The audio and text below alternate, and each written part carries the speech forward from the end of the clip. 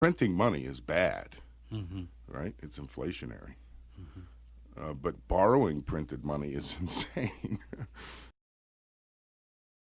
The idea that you would have your gold and silver coins in your physical possession, that's your wealth, and then you would have the means to defend it against those that might take it from you. You see how the forefathers would have put all that together.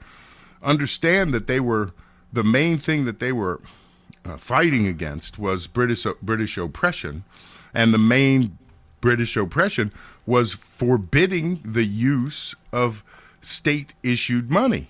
And, this was what made the colonies prosper. The idea that the people, through their representatives, would issue money that bore no interest, that no one got rich from. Yeah, that was the offensive thing. That's the deal. That we did as a nation. And the Townshend Acts, of course, forbade the issuance of money in the colonies and forced us to use the Bank of England's money, which was already under the control of the wealthy banking families of Europe. So for them, this was just one big bounty, and it didn't matter who won, whether the revolution was successful or not.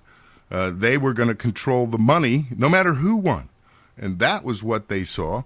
And I believe, I'm making a case, it's taken me 40 years, that the banking families of Europe financed, do you believe this?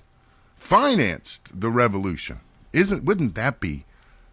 I'm digging for proof. I want the hard proof, but circumstantially, you can see it that they funded the underground. They funded them. Go ahead. To send the dudes over here. Yes. Yeah. The Americans. Wait. They funded.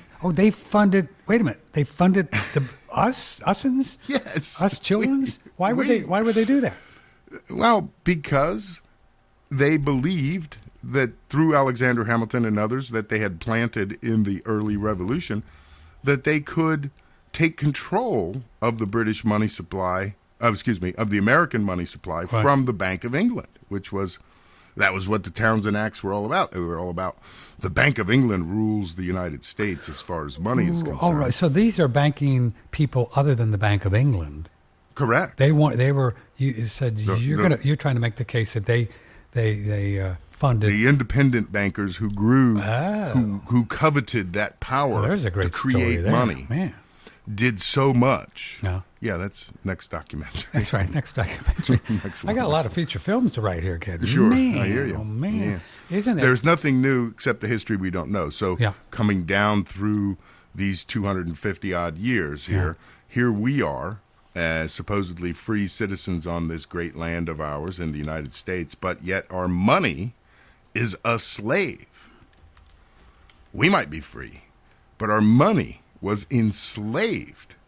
It took them a while to do it, but they've done it. And if you study the history, you'll realize that everything you think is money really isn't. It's something else.